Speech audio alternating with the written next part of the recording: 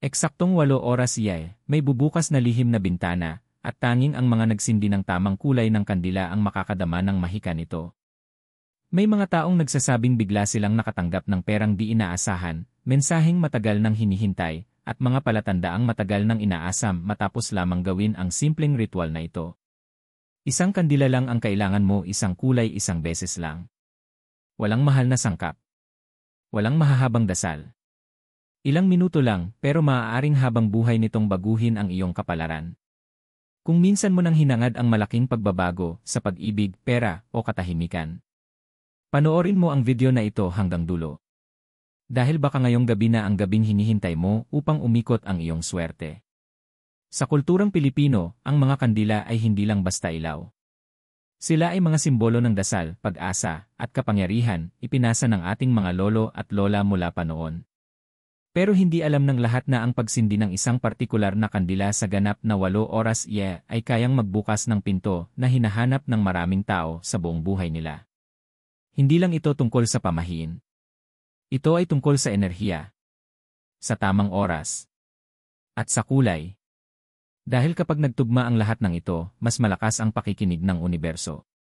Marahil nararamdaman mong parang natigil ang daloy ng buhay.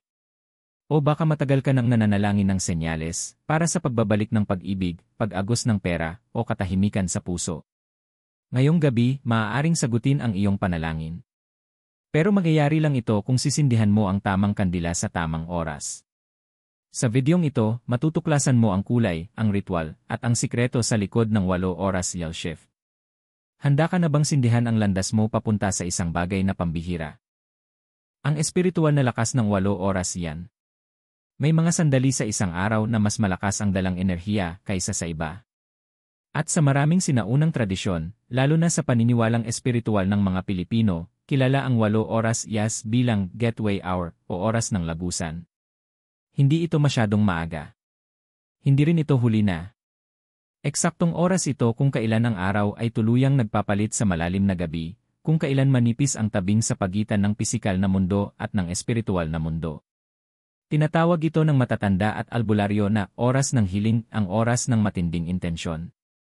Dito mas maliwanag ang sindi ng mga kandila, mas malakas ang alingawngaw ng iyong mga salita sa universo. At kahit ang pinakamahinang hiling mo ay pwedeng magsimulang gumalaw ang enerhiya para sa iyong pabor.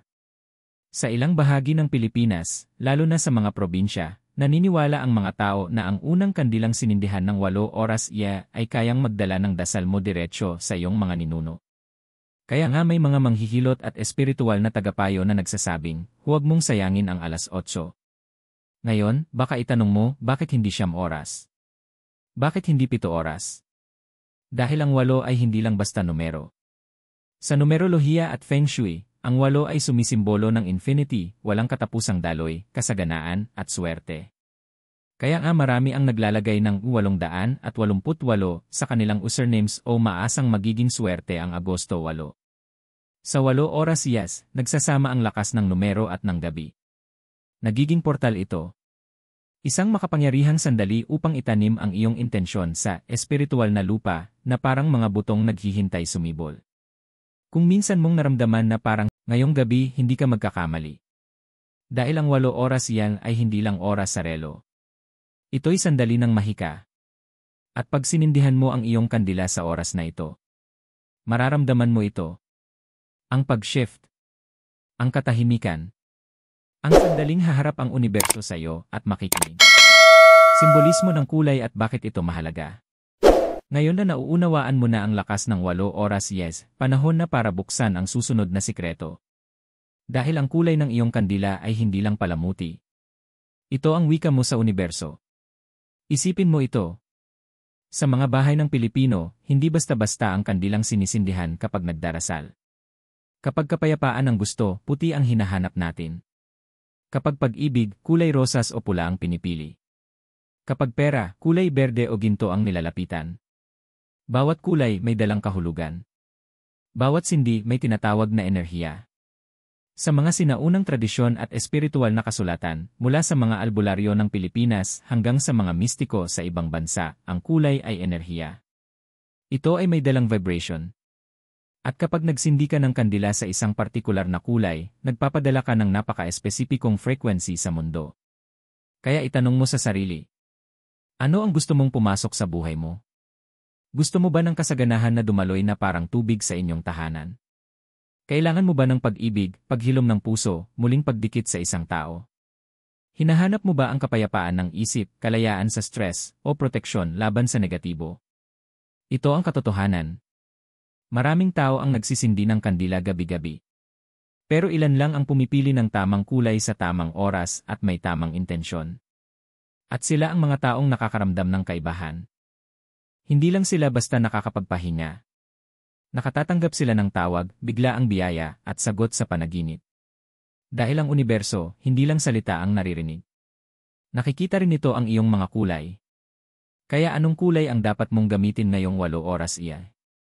Ang sagot ay ginto o dilaw. Bakit? Dahil ang ginto ay kulay ng espiritual na yaman. Hindi lang ito humihila ng pera, iniimbitahan nito ang mga biyayang umaapaw. Mga oportunidad. Kapayapaan. Muling pagkakaayos. Liwanag mula sa loob. Ang dilaw naman ay kulay ng araw kahit sa gabi. Nagdadala ito ng liwanag, galaw, at masiglang enerhiya sa mga bahagi ng buhay na parang natigil o nagdilim. Sa maraming probinsya sa Pilipinas, madalas sabihin ng matatandang manggagamot. Kung gusto mong liwanagan ang daan mo, sindihan mo ng dilaw ang gabi. Kaya kung ikaw ay naliligaw, naguguluhan, o pagod ng maghintay, sindihan mo ng dilaw o gintong kandila ang 8 oras yan. Ilapit mo ito sa bintana. Hayaan mong ang liwanag ay sumilay palabas, isang senyales sa universo na handa ka na. Handa nang tumanggap. Handa nang bitiwan ang hindi na nakakatulong. Handa nang pumasok sa mas maliwanag na buhay. Dahil sa oras na masindihan ang kandilang ito, hindi ka na humihingi lang. Ikiniklay mo na. Mga hakbang sa ritual, isa-isa. Ngayon na alam mo na ang perpektong oras, 8 oras iyas. At ang perpektong kulay, dilaw o ginto. Panahon na para gabayan ka sa mismong ritual. Hindi ito komplikado. Hindi mo kailangan ng mamahaling langis, kakaibang halaman, o mahirap hanaping gamit. Lahat ng kailangan mo ay nasa paligid mo na dahil ang ritual na ito ay ginawa para sa karaniwang Pilipino. Mga kailangan. Isa dilaw o gintong kandila. Isa baso ng tubig, salamin, hindi plastic. Isa barya, anumang pera, simboliko lang. Isang tahimik na lugar, mas maganda kung malapit sa bintana o natatamaan ng liwanag ng buwan. Papel at panulat. Iyong intensyon. Hakbang 1, linisin ang lugar. Bago magsindi ng anuman, linisin muna ang paligid. Punasan ang lamesa. Ayusin ang kalat. Maaari mong sambitin. Nililinis ko ang lugar na ito. Tanging liwanag at kabutihan lang ang pinapapasok ko. Pwede ka ring magpatugtog ng malumanay na musika o magsunog ng insenso kung meron. Hakbang 2, ihanda ang iyong enerhiya. Umupo ng tahimik. Pumikit. Huminga ng malalim at dahan-dahan 3 beses. Damang-dama mo ang pag-angat at pagbaba ng iyong dibdib, hayaan mong lumamig ang isip. Isipin mong may ginintuang liwanag na pumapasok sa tuktok ng iyong ulo at dumadaloy sa iyong katawan. Sa bawat hinga, pakawalan ng stress, takot, at alinlangan. Sambitin ng mahina o malakas. Tinatanggap ko ang liwanag. Binubuksan ko ang sarili ko sa mga biyaya. Hakbang 3, itakda ang iyong intensyon. Kunin ang papel at isulat ang isang pangungusap lamang. Maging tiyak ngunit malinaw. Mga halimbawa. Tinatawag ko ang tuloy-tuloy na pera para sa aking pamilya. Binubuksan ko ang puso ko para sa tunay na pag-ibig at paggaling. Humihiling ako ng gabay sa aking karera. Inaanyayahan ko ang kapayapaan sa aking isip at tahanan. Tupiin ng 3 beses ang papel at ilagay sa ilalim ng kandila. Hakbang 4, sindihan ang kandila eksaktong 8 oras yan. Pagpatak ng alas 8, sindihan ang kandila. Tignan ang apoy. Huwag magmadali. Hayaan mong madama ang pagbabago ng enerhiya sa paligid. Kahit maliit lang ang pakiramdam, pagkatiwalaan mong gumagana ito. Mabagal na sambitin. Sa liwanag ng kandila, binubuksan ko ang pintuan ng pagbabago. Ako'y handa. Ako'y tumatanggap. Ako'y pinagpapala. Ulitin ito ng 3 beses o mas marami pa kung gusto mo. Hakbang 5, ilagay ang barya sa tabing ng baso ng tubig. Sumisimbolo ang barya ng yaman. Ang tubig naman ay paglilinis at pagdaloy. Magkasama, nagbubuo sila ng balanse ng pagtanggap at pagbitaw. Hayaan silang manatili malapit sa kandila bilang simbolo. Hakbang 6, hayaan ang kandila na magsindi ng hindi bababa sa 15 minuto. Hindi kailangan na sindihan ito magdamag. 15 minuto ay sapat na, ang mahalaga ay ang iyong intensyon at presensya. Sa panahong ito, maaari kang manalangin ng tahimik, mag-visualize ng iyong nais, o makipag-usap sa mga ninuno. Pwede mong sambitin. Gabayan niyo po ako. Pakinggan ang aking puso. Tanggapin ang aking dasal. Hakbang 7, pagkatapos ng ritual. Kapag namatay na ang apoy o hinipan ng dahan-dahan, sabihin. Salamat sa liwanag. Salamat sa pagdinig. Itago ang barya sa iyong wallet. Ihulog ang tubig sa labas o sa halaman para maibalik ang daloy sa kalikasan. Itago ang papel sa ligtas na lugar o sunugin balang araw bilang huling pagbitaw. Tandaan. Hindi ito mahika, ito ay enerhiya na gumagalaw. At sa unang hininga, unang sulat ng intensyon, at unang sindi ng kandila. Nagsisimula ng makinig ang universo. Mga kwento ng tunay na karanasan. Maraming nagsasabi na ang mga ritual na ganito ay simpleng tradisyon lang, mga kwento lang na minana ng bawat henerasyon. Pero para sa mga sumubok na, ang resulta ay mas malakas pa kaysa salita. Narito ang ilang totoong karanasan mula sa mga karaniwang Pilipino, mga taong katulad mo, na nagsindi ng dilaw o gintong kandila sa ganap na 8 oras at nakita kung paano nagsimulang magbago ang kanilang buhay. Kwento 1, hindi inaasahang biyaya ng isang desi. Si Maria, isang overseas Filipino worker sa Dubai, ay nahirapang magpadala ng dagdag na pera sa kanyang pamilya. Pakiramdam niya ay malayo siya at nawawalan ng pag-asa. Isang gabi, matapos mapanood ang isang video tungkol sa pagsisindi ng dilaw na kandila sa 8 oras nagdesisyon siyang subukan ito. Sinindihan niya ang kandila na may malinaw na intensyon para sa tulong pinansyal. Makalipas ang ilang araw, isang kamag-anak na matagal nang hindi nakakausap ang biglang nagpadala ng pera, gumaan ang kanyang dinadala. Higit pa rito, muling nabuhay ang kanyang pag-asa at koneksyon sa pamilya. Kwento 2, ang inang nakahanap ng kapayapaan. Matagal nang nag-aalala si Lola Rosa sa kalusugan ng kanyang anak na babae. Kahit paulit-ulit na dasal, parang walang nagbabago. Iminungkahi ng kanyang kapitbahay ang ritual ng kandila. Gabi iyon, sinindihan niya ang gintong kandila eksaktong 8 oras at malinaw ang intensyon para sa paggaling. Sa loob ng 1 linggo, nagsimulang gumaling ang kanyang anak at nagkaroon ng kakaibang katahimikan sa kanilang bahay. Para kay Lola Rosa, senyales ito na mahalaga ang pananampalataya at tamang timing. Kwento 3, himala ng isang estudyante. Si Juan, isang estudyanteng naghahanda para sa mahalagang pagsusulit, ay nilamon ng kaba at takot. Sa payo ng pinsan, sinubukan niya ang ritual, sinindihan ang dilaw na kandila sa 8 oras at humiling ng kaliwanagan at konsentrasyon. Sa araw ng pagsusulit, kalmado at kumpiyansa siya, at nakapasa ng mataas ang marka. Para sa kanya, hindi iyon basta nagkataon, tumugon ang universo sa kanyang intensyon at konsentrasyon. Bawat isa sa mga kwentong ito ay patunay ng kapangyarihan ng ritual, malinaw na hangarin at tamang oras. Ang kandila ay hindi lang wax at mitsa, ito ay tulay sa pagitan ng iyong mga pangarap at sagot ng universo. Sa tuwing sisindihan mo ang kandila sa 8 oras sumasama ka sa libu-libong Pilipinong naniniwala sa di nakikitang enerhiya na dumadaloy sa kanilang mga dasal. Handa ka na bang sumubok kasama nila? Mahiwagang koneksyon, Nostradamus o Baba Vanga. Marami sa atin ang nakarinig na ng mga kwento tungkol sa mga dakilang tagapaghula, sina Nostradamus at Baba Vanga, na ang kanilang mga hula ay umantig sa puso ng milyon-milyon. Ang mga mistikong ito ay nagkwento tungkol sa mga sandali kung kailan ang mga enerhiya ay perpektong nagtutugma at ang imposible ay nagiging posible. Si Baba Vanga, ang kilalang propetang Bulgaria, minsang nagsabi, "Sa oras ng apoy, ang liwanag ay nagdadala ng hindi nakikita." Ilang taon ding hindi naintindihan ng marami ang pahayag na ito, hanggang sa mga makabagong espiritual na tagasunod ay ikinonekta ito sa mga ritual na may kinalaman sa apoy at liwanag, mga kandila. Maaaring tinutukoy niya ang mga sandaling tulad ng 8 oras kung saan ang pagsindi ng kandila ay may mas malakas na kapangyarihan kaysa dati. Kapag manipis ang tabing ng mga mundo, at ang iyong mga dasal ay sumasabay sa liwanag ng apoy. Si Nostradamus, na kilala sa kanyang mga mahiwagang tula, ay binanggit din ang kahalagahan ng tamang oras at ritual sa pagbubukas ng mga pinto ng kapalaran. Sa kanyang mga sulat, sinabi niya kapag ang araw ay lumulubog at nagiging gabi sa ika-8 oras, ang liwanag ng pag-asa ay sumisikat para sa mga naghahanap. Dito sa Pilipinas, maraming matatanda ang naniniwala na ang mga propesyang ito ay hindi lang malalayong kwento, kundi mga gabay. Itinuturo nila na ang sayaw ng sansinukob ay patuloy pa rin, at ang mga ritual tulad ng pagsisindi ng dilaw o gintong kandila sa 8 oras ay mga makabagong paraan ng sinaunang karunungan. Kahit hindi ka maniniwala sa mga propesya, nananatiling totoo, ang lakas ay nasa iyong layunin at sa tamang oras.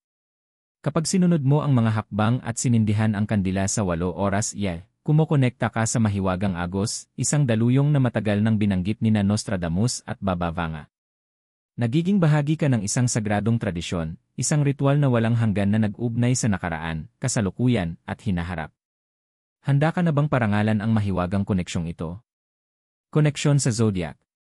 Bawat zodiac sign ay may dalang natatanging enerhiya, lakas, at hamon, at maaaring maapektuhan nito kung paano mo mararanasan ang kapangyarihan ng pagsindi ng dilaw o gintong kandila sa 8 oras yan.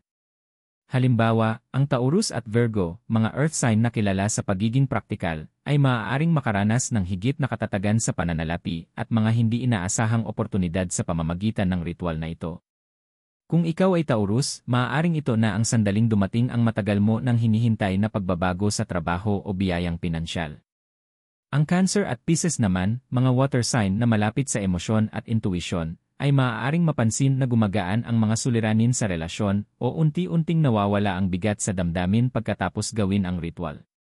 Para sa mga signs na ito, ang liwanag ng kandila ay parang ilaw ng pag-asa at emosyonal na linaw. Para sa air signs tulad ng Gemini at Libra, maaaring makaranas sila ng biglang pagdating ng ideya, pagkamalikhain, o bagong koneksyon sa mga tao, dahil binubuksan ng enerhiya ng kandila ang mga pintuan ng komunikasyon at pakikipag-ugnayan. At para naman sa fire signs gaya ng Leo at Sagittarius, maaaring maramdaman nila ang biglaang lakas ng loob at inspirasyon na nagtutulak sa kanila patungo sa matapang na desisyon na magdudulot ng paglago at kasaganaan. Ano man ang iyong sign, ang mahalaga ay ang iyong pagiging bukas sa pagtanggap at pagtitiwala sa proseso. Hindi namimili ang apoy ng kandila, nagniningning ito para sa lahat ng may dalisay na layunin sa pagsisindi. Kaya't kahit ikaw ay isang mainit na Leo, matatag na Capricorn, o sensitibong Pisces, ang pagsindi ng iyong dilaw o gintong kandila sa 8 oras ay pwedeng mag-activate ng iyong natatanging cosmic energy at mag-imbita ng mga biyayang talagang para sa iyo. Handa ka na bang tuklasin kung ano ang inihanda ng mga bituin para sa iyo ngayong gabi? Ano ang maaaring mangyari pagkatapos ng ritual? Matapos mong sindihan ang iyong dilaw o gintong kandila sa 8 oras at matapos ang ritual, baka magtanong ka, ano ang susunod na mangyayari? Una, maging mapagpasensya at bukas ang puso. Gumagalaw ang universo sa mahiwagang paraan at kadalasan, ang mga sagot ay dumarating sa paraang banayad. Maaaring mapansin mo ang maliliit na palatandaan, tulad ng paulit-ulit na mga numero, 888 o 108, bigla ang katahimikan sa iyong puso, o hindi inaasahang tawag o mensahe mula sa ibang tao. May ilan na nakakaramdam ng banayad na init o parang kiliti sa may dibdib, palatandaan na may nagbabagong enerhiya sa loob. Ang iba naman ay nagkakaroon ng malinaw na panaginip na nagbibigay ng gabay o linaw. Maaari mo ring mapansin na ang mga bagay na matagal mo nang pinoproblema ay unti-unting gumagaan, may mga pintong bumubukas, relasyon na naayos, o mga bagong oportunidad na biglang lumilitaw. Tandaan, hindi ito mahika na agad-agad nangyayari, kundi proseso ng pag-aayos ng enerhiya. Pinakamahalaga, manatiling mapagpasalamat. Magtala sa isang journal o kahit sa papel ng mga pagbabagong napapansin mo. Ang pasasalamat ay nagpapalakas sa kapangyarihan ng iyong intensyon at lalo pang nag-aanyaya ng mga biyaya. Ngayong gabi, habang nagpapahinga ka, magtiwala kang may magandang bagay nang sinimulan ang apoy ng iyong kandila. Nakikinig ang universo. Ngayon, panahon na para tumanggap. Nasindihan mo na ang kandila. Nasambit mo na ang iyong hangarin. Ngayon, magtiwala ka sa proseso. Tandaan, ang liwanag na iyong nakikita ay hindi lang simpleng kandila, iyan ay ang iyong espiritu na kumikislap, ang iyong mga dasal na umaakyat. Sumasagot ang universo, inaayos ang mga bituin, at binubuksan ang mga pintong akala mo'y imposible. Ngayong gabi, alas 8, magsisimula ang iyong pagbabago. Yakapin mo ang sandaling ito ng bukas ang puso at tandaan na paparating na ang kasaganaan, pag-ibig, at kapayapaan sa iyong buhay. Sindihan mo ang iyong kandila. Angkinin mo ang iyong mga biyaya. Manalig ka dahil ang panahon mo ay ngayon na.